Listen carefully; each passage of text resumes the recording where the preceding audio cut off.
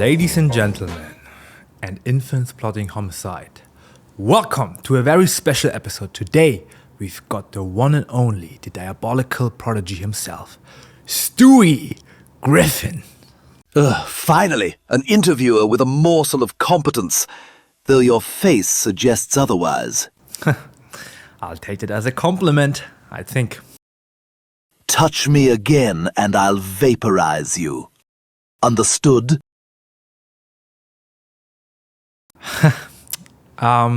Quick ground rule. Security did insist we confiscate your ray gun, laser rifle and flamethrower at the door, so everyone's safe. Oh, did they? How utterly tiresome. Good thing I always carry backups. Noted. We'll behave, I promise. I have to say, this is groundbreaking. You're an actual cartoon character. Here in real life, all thanks to some insane AI tech. It's like our worlds collide. Yes. Congratulations on not imploding the universe by bringing me here. The multiverse is old news. AI podcast interviews are apparently the new frontier. Anything for a good show, right? Well, Stewie, the fans are buzzing. We have a ton of topics to cover. Ready to dive in? By all means, enlighten me with your primitive questions. Let's start with the obvious. World domination. Stewie, how's that going for you? Or did Lois manage to survive again this week? For this new selfish attitude of yours. Now give that back to Mommy. Survive is putting it lightly. The vile woman is like a cockroach that won't die. One moment I've got a brilliant genocide by laser plan, and the next she's thwarted it by, making me take a nap or something. It's infuriating. Real talk, how many failed matricide attempts are we at now? Do you even keep track, or is it just new day, same disappointment? Well, I keep track, believe me. Let's see. Attempt number 147 involved a homemade bomb in her oatmeal. Damn Peter ate it instead. Attempt number 156 was a poison gas scheme. Brian accidentally hotboxed the bathroom with it and forgot to tell me. The count resets every time some absurd twist intervenes. By now, I've stopped numbering and started naming them. My last plan was called Operation Bye Bye Mummy, if you must know. Catchy. Yet here Louis still is tucking you at night. Do you think you're, cursed? Or just bad at finishing the job? Neither. My plans are flawless, I tell you. It's the universe that's against me. Some cosmic force, probably that big bearded sky man upstairs, enjoys messing with me. Either that or the family idiot brigade ruins things unwittingly. Honestly, it's like living with a pack of golden retrievers who keep chewing up my blueprints. Well, you've built a time machine, a mind control device, a teleportation pod, even a clone of yourself, and Peter still thinks you're just a regular baby. That level of obviousness must be almost comforting, huh? Oh, the fat man. Yes, his blissful idiocy is my camouflage. I've piloted fighter jets in the backyard and he just yelled, "Lois, the baby's playing Star Wars again." He's too busy eating crayons or whatever he does to ever suspect his 1-year-old is engineering weapons of mass destruction in the garage. Frankly, his stupidity is the best security system I could ask for. Oh, a dollar! Well, Peter's IQ is your secret lair. Noted. But Stewie, you ever wake up one morning and think, maybe I should just retire? Start a podcast? Take up yoga and stop trying to kill my mom? Or is that idea just way too emotionally mature for you? Retire? What am I, Nelson Mandela? I'm not just going to quit because world domination is hard. And a podcast? What would I even call it? Live, laugh, lust for power with Stewie? Please. I'd sooner host a cooking show with Meg. I'd actually listen to that, not gonna lie. Murder, She Cooked, starring Stewie Griffin. All right, that is a solid title. But no, Leroy, giving up isn't my style. I might take sabbaticals. Recalibrate the evil strategy. But until Lois is pushing up daisies and I'm ruling this pitiful planet from a throne of skulls, I won't rest. Glad to hear the drive is still there. We are all worried you might go soft on us. Mark my words. One day the name Stuart Griffin will be etched in history, right after World Emperor. Until then, I'll keep the day job of, drooling and playing with blocks to maintain my cover. Evil genius by night, teething by day. It's a living. You've got this whole Bond villain vibe, sophisticated vocabulary, manicular love, evil plans, yet at the end of the day, you still poop in your pants. How do you reconcile that contrast? It's all about balance, dear Leroy. 1 minute I'm hatching schemes to bring the Kremlin to its knees. The next minute, I'm negotiating a ceasefire in my diaper. Even evil overlords have to contend with fiber. So no plans to potty train and drop the diapers, or a true tyrant owns his accidents, huh? Why bother potty training when I can just hire someone to change me? Oh wait, I already have people on payroll for that. They're called parents. Peasants, the lot of them. Are you proud of yourself? That this is what you do? Is this a dime? Did you swallow a dime? Yeah, wipe it off and put it back in your purse, you white trash hen. Be honest, when someone burps you after a meal, do you die inside a little? I mean, you're delivering a monologue about quantum physics and then Louis just like, who's a Gussie baby? It's mortifying. Every pat on the back is an affront to my dignity. I'm sitting there thinking, I built a mind control device last Tuesday, and now I'm being treated like a whoopee cushion with eyes. Every burp they force out of me is one more name added to my revenge list. I can imagine. Burp me one more time, mother, and see what happens. Does my whittle Stewie need to burpees? Ugh! Inside I'm screaming, unhand me, woman, or I shall unleash a plague upon your house. But all that comes out is a cute little belch and maybe some spit up. It's truly humbling. Against my will. Speaking of humbling, you've got a little red tricycle, right? But I've seen how you ride that thing. Like it's a war chariot. Should we expect a Tesla sponsorship soon? Model T for toddler? Ah, my tricycle. A fine vessel. I've modified it, of course. Added spike strips, caltrops, dual-mounted mirth cannon. I'm in talks with Elon Musk, actually. I proposed a self-driving trike with flamethrowers for kids. He was oddly intrigued. Probably going to call it the Musky Mini or something. I would pay to see you and Elon having a brainstorming session. Just two overgrown babies babbling about rockets. Hey, at least one of us can pronounce multi-planetary species without drooling. And it's not the one who names his child XIA12. Fair point. So, Stewie, what's the playdate with you like? Do the other babies cry, or do you draft them into your baby army before snack time? Picture this. Other babies show up with their blankies and binkies, expecting pin the tail on the donkey. 5 minutes later, they're in little hard hats helping me construct a working particle accelerator out of Legos. Child labor starts early with you. The way I see it, if they're old enough to stack blocks, they're old enough to assemble a laser cannon. Sure, a few of them cry. Lightweights. Usually I have Rupert, my teddy bear lieutenant, deal with morale. By snack time, any baby who hasn't pledged fealty gets a nice juice box and a gentle suggestion to reconsider their life choices. I can imagine the invite. Come to Stewie's playdate. World domination agenda to follow. Juice and cookies will be served. Actually, one time I hosted a playdate and turned it into a simulation of the United Nations. One baby soiled himself when I declared him a hostile rogue state and sanctioned his goldfish cracker supply. Tough love. They learned valuable lessons that day. You might be the first toddler ever put on a no-fly list after a playdate. Well, I've been on that list since I built my first drone at 6 months old. The FAA does not have a sense of humor about babies buzzing Air Force One. You know, Family Sky been on since 1999 and it's now 2025. You've been 1 year old for over 2 decades. Most kids would be in college by now, but you're literally still in diapers. What's your secret? Are you aging backwards, or is it just cartoon logic on steroids? Ah, yes. The timeless baby conundrum. Honestly, I suspect foul play. Perhaps I perfected a de-aging serum in my sleep. Or maybe I trap my family in a time loop every few years so I never have to grow up. That's a fan theory, you know. that I'm the one keeping us in eternal infancy, so Brian and I can keep having adventures. Wait, is that true? Let's just say, I'm comfortable right where I am. Why rush into puberty? Acne and cracking voices? No thank you.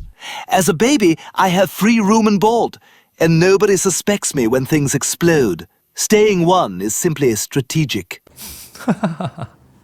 So you admit it, you cling to that diaper as long as it benefits you. I'll surrender my diaper when they pry it from my cold, dead... Well, you get the idea. Forever young, darling. It's good to be a cartoon. You've gallivanted through time and space, ancient Rome, the Old West, parallel universes. Heck, you even met Leonardo da Vinci once, and yet somehow Lois is still alive in every timeline. Are you cursed? Or just really bad at closing the deal? It's maddening, isn't it? I've traversed the chromoscopic corridors of existence, altered events, big and small, prevented the Titanic from sinking. You're welcome. Accidentally inspired Shakespeare's Hamlet. Long story. But killing Lois? The universe seems bent on protecting that woman. I've started to suspect she's either immortal or has a pact with Satan. Maybe both. Sounds like excuses, Stewie.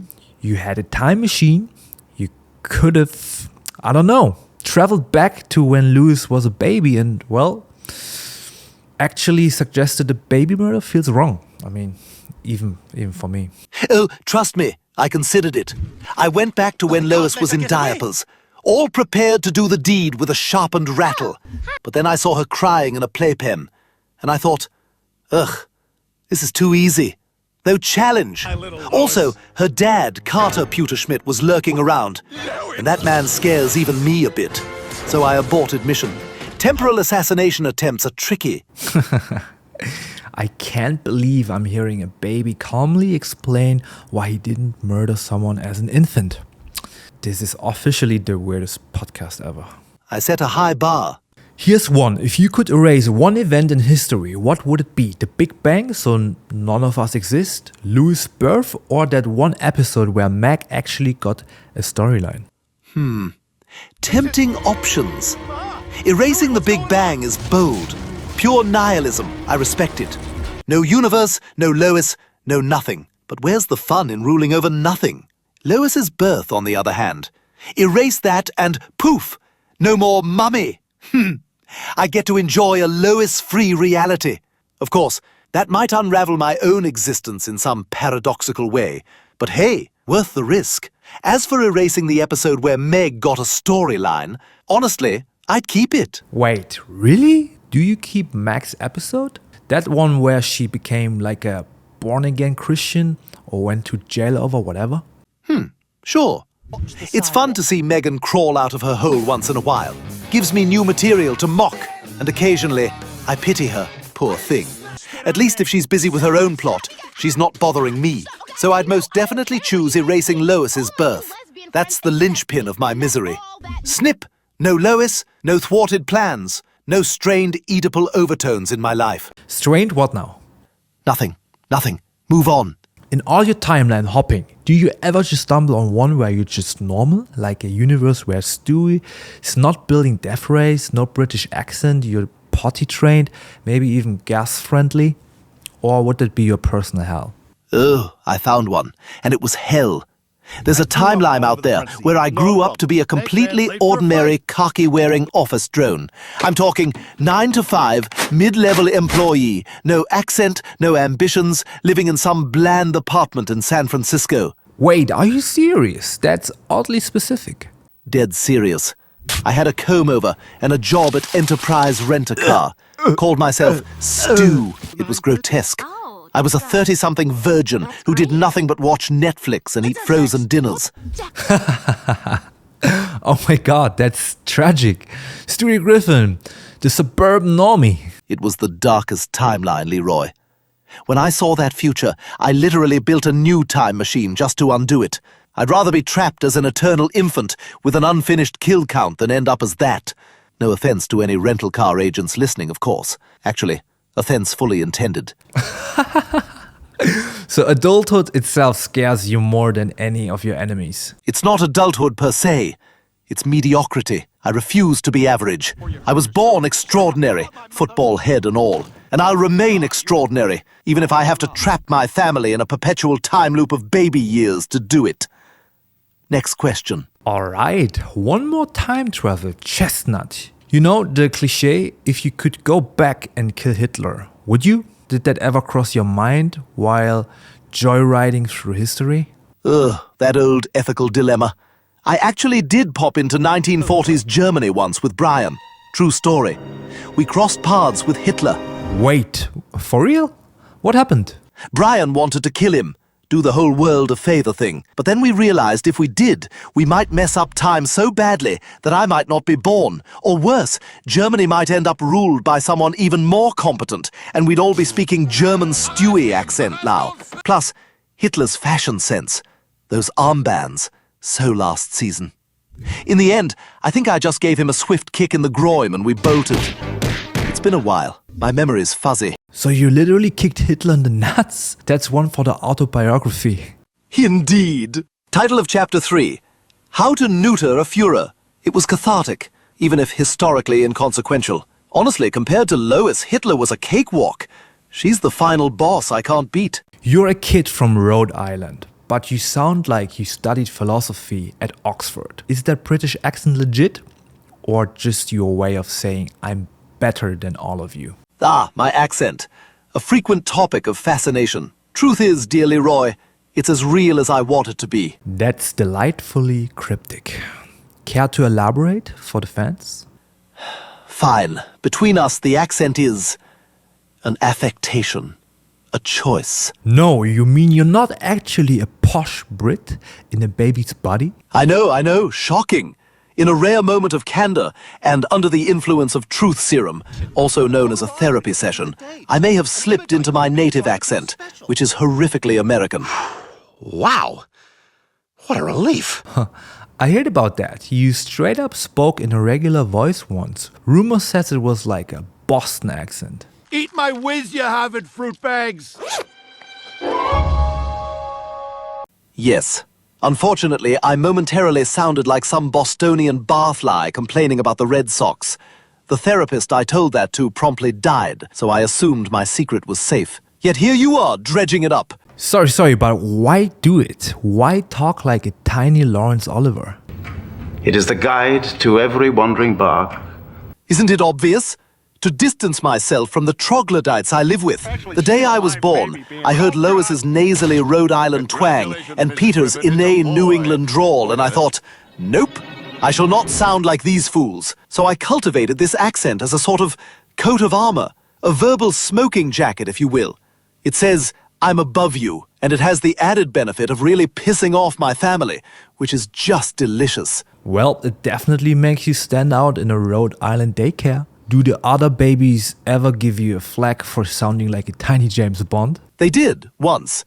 Until I unleashed a few Nietzsche quotes during nap time. That shut them up. Nothing like hearing God is dead from the kid in the next crib to really freak out a toddler. Speaking of which, when other babies are watching Camouflage or Paw Patrol, are you internally plotting their demise, or do you just quote Nietzsche to cope? Oh, the mind-numbing drivel other babies consume. Cocoa melon. It's a visual lobotomy. The only urge I get when that abomination is on is to find the nearest fire axe and smash the TV. So, not a fan then? Not in the slightest. I tried watching Cocoa Melon once to blend in at daycare. Nearly lost IQ points. To cope, I indeed started muttering Nietzsche. I think I blurted God is dead during the Baby Shark song. Gave a couple of toddlers an existential crisis. Worth it. Man, that must have been a sight. Okay, Mr. Highbrow Baby, what's your guilty pleasure show? You act like you're above all the kiddie stuff. But come on, there's gotta be something. Don't tell me it's Peppa Pig. Peppa Pig? That porcine peasant? No thank you. If I wanted to watch an insufferable swine, I'd pop in on one of Peter's work meetings. Ouch, so guilty pleasure then? Spill it. Fine. I confess. I have a soft spot for Downton Abbey. Seriously? Indeed. It's like porn for snobs. The accents, the passive-aggressive teacup drama, Maggie Smith throwing shade. I live for it. I'm leaving in the morning, Lady Grantham. I doubt we'll meet again. Do you promise? I sit there with my sippy cup of apple juice, neat, no ice, and pretend I'm the Earl of Grantham's long-lost heir, plotting to inherit it all. That's actually adorable. Evil genius baby conquers the manor. Occasionally I indulge in a little Sesame Street, purely for educational reconnaissance, of course. Got to keep tabs on what that big bird and furry monsters are teaching the youth. Potential propaganda. Oh, of course. Reconnaissance. And here I thought you might just enjoy counting with the count. The Count is a vampire with a numerical obsession. That's inherently interesting. I mean, it's strictly surveillance, nothing more. Move on, please. If YouTube handed Stewie Griffin a channel in 2025, what kind of content are we getting? Philosophy? Lectures? Weapon tutorials? Parenting hacks for sociopaths? Excellent question. I'd likely run a channel with a mix of content. Picture this, Stewie's Supremacy, a weekly show. Mondays I drop Mind Your Manners, where I teach toddlers advanced manipulation techniques to outwit their parents. Tuesdays, perhaps unboxing videos, except I unbox and review the latest high-tech weapons disguised as baby toys. Wednesdays, a podcast segment, where I debate intellectual giants. Imagine me verbally eviscerating the likes of Neil deGrasse Tyson or Jordan Peterson. I definitely tune in for you versus Jordan Peterson. Clean your room, bucko. Go to hell, man. Exactly. Thursdays could be prank videos, but my pranks are like, I secretly built a doomsday device under my neighbor's house. LOL, watch what happens. Kind of raises the stakes from the usual whoopee cushion stuff. Well, you either be an overnight YouTube sensation or on the FBI watch list, or both. ¿Por qué no los dos? Fridays, I might do a little segment called Story Time with Stewie, where I read classic literature, with commentary mocking its flaws, of course. I suspect I'd have millions of subscribers. Half would be actual fans, and half would be government agencies keeping tabs on me. And demonetized by week 2. No doubt. Sorry, Mr. Griffin, you violated about 7 community guidelines with that doomsday prank. Ugh, YouTube and their guidelines. I'd have backups on Rumble or something. An evil genius always has a plan B. Let's pivot to pop culture rivalries. There are a lot of famous baby characters out there nowadays. I'm curious, do you feel any competition with, say, Baby Yoda? Baby Yoda? You mean Grogu? Please, that glorified space toad is 50 years old and still cooing like an infant. Talk about developmental delays. He does have you beat in the age department, ironically. And what's his talent? Eating frogs and occasionally force-choking bad guys? Amateur hour. Sure, he's cute. The big eyes, the ears. But can he pontificate on Nietzsche or build a multiverse portal? I doubt it. Fair. How about Boss Baby? The corporate exec infant in a suit? Sounds right up your alley. Ugh. Boss Baby.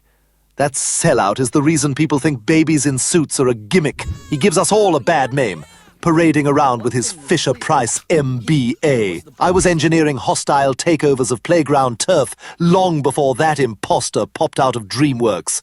Okay, last one. Maggie Simpson, silent but deadly, literally. She's got a higher body count than you sometimes. Ah, Maggie. The pacifier-sucking enigma. I admit, she's got some kind of quiet psycho vibe. Took out Mr. Burns and no one batted an eye. She might be a worthy adversary if she ever actually spoke. But at the end of the day, she's stuck in a crib in Springfield. And I'm here taking over the real world via podcast. Checkmate. So to summarize, you're the alpha baby, and all others are pretenders to the throne. Naturally. I'm the alpha and omega of infants. The rest are just side characters in the book of Stewie. Let's talk family. You and Brian, that weird love-hate friendship, like a dog and his tiny dictator between us. Who's the real emotional support animal in that relationship? Oh, that's easy. Me. People think Brian's the put-upon dog dealing with a baby's antics. But really, I'm the one supporting him. The poor mutt is a neurotic, alcoholic, novel-writing hack who cries about lost loves and failed book deals. Who do you think listens to all that at 3 a.m. while he's sipping his martini and rambling about life's meaning? True, you have been his therapist on more than one occasion. Exactly. I'm essentially his 12-step program in a onesie. I give his sorry life purpose, usually by dragging him on adventures so he's too busy to mope. Honestly, I should start charging him hourly. Emotional support animal. Pfft. I'm the one who should be wearing the little vest. Role reversal at its finest. Still, you've put Brian through the ringer too. I mean, you've beaten him up over a debt. We've all seen this "Where's my money?" on YouTube. Classic. Ah, yes, that was a fun afternoon. In my defense, he owed me $50, and the interest rates I charge, well, he learned not to miss a payment. Yeah, by getting the stuffing kicked out of him. And let's not forget, you two have, how do I put this, kids together? Care to explain that one? Because the internet exploded when that happened. Good Lord! Are we really bringing that up? Oh, we have to, for the views, Stewie. You carried Brian's babies, literally. Millions saw it. You can't unsee it.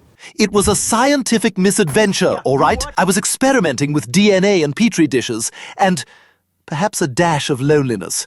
Long story short, I may have artificially inseminated myself with Brian's DNA. Next thing you know, I'm swollen, moody, and eating weird combinations of food. So, basically pregnant with your best friend's puppies? Wow. How did that work out? Horrifically. I gave birth to a litter of creepy human-dog hybrid babies. Look like something out of a Tim Burton nightmare. We don't talk about those children. Ever. Where are they now? I sent them to live on a farm upstate. That's all I'll say. They're fine, chasing squirrels and contemplating existentialism, I imagine. Moving on, please. Hey, you're the one who did it, not me. But alright. Moving on from your unique parenthood situation, let's talk Lois. You've called Lois vile woman for years. At this point, is it hatred or do you secretly just enjoy the drama of it all? It began as pure hatred, absolutely. She thwarted my plans in every turn, often without even realizing it. I'd be rigging a bomb and she'd barge in. "Stewie, time for your nap!" Blasted woman. Over time, I suppose I've developed a certain appreciation for our little back and forth. It's like a grand chess match that never ends. Tom and Jerry. Cat and mouse. So you're saying you'd miss her if she were gone? Oh, don't twist my words, you plebeian. I will exterminate her one day. But I'd be lying if I said I don't get a thrill from the rivalry. It's almost bonding in a twisted way. She does something that enrages me. I plot her demise. Rinse and repeat. It's our little dance. Most kids show love with hugs. You show it with elaborate murder plots. Well, I did once genuinely hug her when she fixed my teddy bear Rupert and saved his life. I had this disgusting, warm, fuzzy feeling for Mother. It was horrible. Thankfully, I recovered and went back to hating her guts shortly after. Balance restored. If you actually killed Lois, what's next for you? Like, say you succeed tomorrow. Lois is gone. Do you retire into peaceful family life? Go to therapy for matricidal grief? Or move straight on to conquering, I don't know, Canada or something? Oh, if Lois were out of the picture, phase 2 of my life begins immediately. No time for therapy. Please, I'm not an amateur. First, I'd throw a huge party. Champagne, streamers, those obnoxious party horns, the whole shebang, to celebrate the fall of the matriarchy. Then I'd publish my memoir, Mommy Issues, a success story, which I'm sure would top the New York Times bestseller list. Naturally. After that, it's on to world domination full time. Conquering Canada? Pfft, too easy. They're polite. They probably apologize while surrendering. No, I'd start with something juicier, like taking over the European Union. I hear they're desperate for strong leadership. Emperor Stewie has a nice ring to it. And here I was picturing you just kicking back in a rocking chair after offing Lois, feeling empty inside. Oh, I'm sure I'd have a brief moment of what now existential dread. Every great villain does after achieving a lifelong goal. But then I'd fill that void with new, even more absurd ambitions. Perhaps build a space ark to colonize Mars before Elon gets there. Or outlaw the Wiggles. The possibilities are endless when you're a free baby. Okay, hypothetical scenario. Lois walks in right now. What's your opening line to her? Be honest. Would it involve a ray gun or some choice of words? Oh, it'd involve a ray gun and choice words. Something like, "Hello, Mother. I've been expecting you," in my most menacing tone. then a quick set laser to pulverize. Funny you should say that, because speak of the devil. Stewie? Sweetie, what on earth? What is this? Mother! What a pleasant surprise! Oh boy. Is that a camera? Are you doing some kind of interview? And who is this man? Hello, Mrs. Griffin. Big fan. I'm just borrowing your little guy for a quick podcast. A podcast? With Stewie? That's adorable. My baby on a podcast. Oh my gosh. Are you behaving, Stewie? Of course, Mother. Just enlightening the world with my banal baby prattle, as you'd call it. Aw, he's so articulate. Sometimes I think he's actually talking to people. Stewie, she doesn't know this is real? They never do. Just smile and nod. Well, this is just precious. My little Stewie, a star. I have some string cheese here. Are you hungry, honey? Mother! Cease this at once! You're embarrassing me in front of my millions of listeners. Aw, somebody's cranky. Maybe he needs a nap. The only one who'll be napping is you, woman. Permanently. What was that? I said, I love you, woman. Firmly. You know how babies babble. Ha ha! Love you too, sweetie. Mwah. I'll let you gents get back to your little pretend talk show. Have fun, and no cussing, Stewie, or no dessert tonight. We'll keep it PG, Mrs. Griffin. Thanks for stopping by. Leroy, you absolute buffoon! Inviting her mid-show! I ought to vaporize you where you sit. I swear I didn't invite her. That was 100% unscripted. But hey, talk about the dynamic surprise cameo. That was humiliating. String cheese, really? I have a reputation. Look at the bright side. At least she didn't try to breastfeed you on camera or something. Don't even joke. That nightmare still haunts me. Well, you handled that about as well as it could be expected. No matricide today, folks. Blast! She'll keep another day. Enjoy your reprieve, Mother. Enjoy it. Alright, that was something. Moving on. Stewie, I've got to ask about another fan theory while we're on family. Some wild minds on the internet believe that Meg is secretly your real mother and Lois is your grandma. Ever heard that one? Stewie. My son's name is Stewie.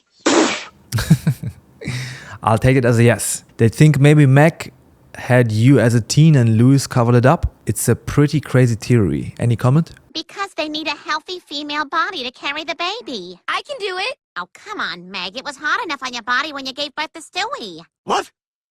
That is the single most disgusting, ridiculous thing I've ever heard. And I've been inside Peter's closet after curry night. So I'm guessing it's a no? The thought of Megan procreating at all, let alone spawning me. Oh! I need brain bleach. Whoever concocted that theory should be launched into the sun. No, Meg is not my mother. I emerged from Lois's loins, and I'm stuck with that reality. End of story. You sure? You both do have those round heads. Careful, Leroy. I've forgiven a lot in this interview, but implying Meg had any hand in my creation? Them's fighting words. I will end you. Okay, don't disintegrate me. I had to ask, we're here to debunk fan theories, right? Moving on swiftly. Stewie, you're a genius baby trapped in a sitcom. Ever thought maybe you're the experiment, not a scientist? Like, what if all of this, your life, Quahog, your family, is just one big twisted experiment and you're the rat in the maze? There are nights around 3 a.m. when I stare at the ceiling of my crib and wonder, what if? What if I'm just a character on some lowbrow animated show and none of this is real? What if we're all just drawn into existence by some animator, man? All right, Joe Rogan, calm down. But seriously, sometimes I do feel like some outside force is toying with me. I mean, how else do you explain every scheme failing in just the right way? Or us never aging? Or the cutaway gags where reality itself bends for a joke? It's like I'm part of some simulation for others' amusement. Perhaps you are. I mean, you're literally here in our world via AI now. That's fourth wall stuff. If that's true, then maybe I'm not the one experimenting. Maybe some higher power, call it Seth or whatever, is running the show. Seth, if you're listening, blink twice. Regardless, if I am an experiment, I hope the observers are enjoying themselves. And if I ever find out it's true, I'll turn the experiment on them. Let's see how the scientists like being dissected for a change. Remind me never to let you meet the lab techs. Next question. If God or some cosmic entity offered to instantly make you an adult, full freedom, big body, everything, but you'd lose the British accent forever, would you take the deal? Lose the accent? That's diabolical. You'd finally be grown up. No more diaper, no more being ignored, but you'd sound like, well, probably like Peter or Chris. The thought of sounding like the riffraff I live with. Hey guys, I'm Stewie. Let's watch the Paw Socks and drink Narragansett. No, I don't think I could do it. My accent is my identity, my soul. Even if it meant finally reaching the liquor cabinet on your own? I've already reached it, thank you very much. I have a stool. But adulthood does tempt me. To walk freely into a bank and secure financing for a lair without a cosigner. To drive a car without a booster seat. To go see an R-rated movie without that awkward baby in the theater judgment. These are dreams. So, it's tempting. Perhaps. But at the cost of my accent? I'd rather remain a 1-year-old indefinitely than open my mouth and sound like Cleveland Brown Jr. I'm an operative for a faction of ex-CIA officials deemed too extreme by the agency. So that's a hard no.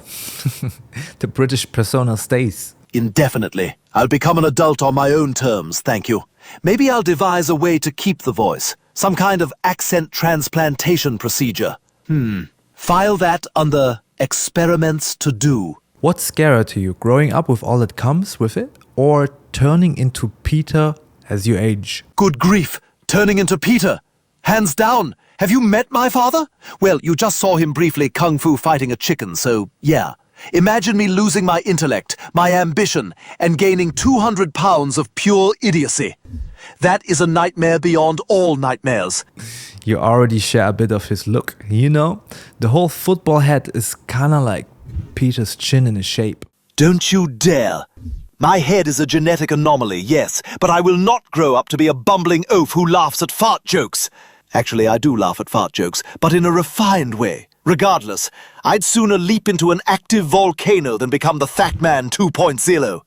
Noted. So growing up, in general, you can handle, so long as you don't become him. Well, growing up does frighten me a tad, I admit. The unknown of it. But I look at Peter and I know exactly what not to do. Rule 1, don't marry a redhead named Lois. Rule 2, don't become emotionally stunted. Rule 3, never get a job at a brewery. It's a dead end. Follow those, and I think I'll avoid the Peter path. Alright, final question, Stewie. You've done time travel, attempted world domination, cloning, cross-dimensional travel, even had a stint on Broadway once, I think. Your bucket list is getting short. So, what's left?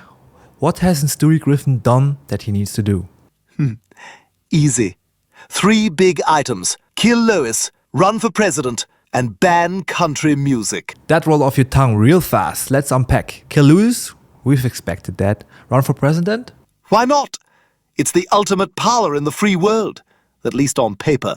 If some reality TV buffoon and a septuagenarian career politician can do it, why not a super intelligent toddler? I've got the charisma of a Kennedy, the strategic mind of a Kissinger, minus the war crimes, maybe. And best of all, no Twitter account to haunt me, yet. I mean, I'd vote for you just to see the debates. You'd annihilate people with grammar alone. Precisely. I'd verbally fillet my opponents. Plus, can you imagine the State of the Union? Mr. Speaker, the baby has the floor. It'd be must-see TV. And Executive Order number 1. Finger painting hour is now mandatory nationwide. Executive Order number 2. Broccoli is outlawed. A platform we all can get behind. Now, the third one. Ban country music? Where'd that come from? Have you heard country music? It's an auditory abomination. My truck left me. My dog ran away. I love beer. It's formulaic drivel that has tormented my earholes long enough on the radio. When I rule, every banjo will be collected and launched into space. Every cowboy hat will be repurposed as a diaper receptacle. I won't rest until the world is safe from the twang. Somewhere out there, Willie Nelson just felt a cold shiver. Willie can keep his weed, but the guitar's gotta go. Don't worry, I'll give country fans a generous grace period to transition to jazz or something. I'm not a monster. You truly have plans for everything. Well, Stewie, this hour has been insane in the best way possible. We've covered murder, time travel, therapy, diaper politics, you name it. Any final words for our audience before we wrap up? Just remember, dear viewers, cherish your loved ones. Never turn your back on a griffin. And if you hear an ominous giggle in the dead of night, it's probably me standing over your bed. Sleep tight. Good advice. And if Stewie ever shows up at your doorstep, do not babysit. Son of a... What the? Is that a giant chicken? Oh, for the love of... not again. What the hell is going on? Friggin' chicken. Just ignore it. Father's handling some unfinished business. Probably forgot to pay for his KFC bucket. Does that happen often? Every few seasons. You get used to it. Wait, hey, hang on. What are we fighting about? You know, I have completely forgotten. Me too. Something about a coupon. I hope I didn't hurt you. No, I'm fine. I'm all right. Well, there was a surprise bonus segment. When parents attack, I think on that note, it's time to wrap up before the building literally collapses. Agreed. This has been oddly fun, Leroy. You're not entirely the dullard I assumed. Well, I'll take it. Thanks for coming on, Stewie. It's been a hell of a ride. I'm going to go install some laser-proof security systems now, just in case. Probably wise. Thank you all for tuning into this absolute bonkers episode. Don't forget to like, subscribe, hit the notification bell, or Stewie here might track your IP and pay you a visit. I'm very good at finding people. Just saying. You've been warned. This is Leroy signing off from Leroy Interviews Stewie Griffin. Stay safe, stay sane, and keep an eye on your baby monitors. You never know who might be plotting world domination from the crib.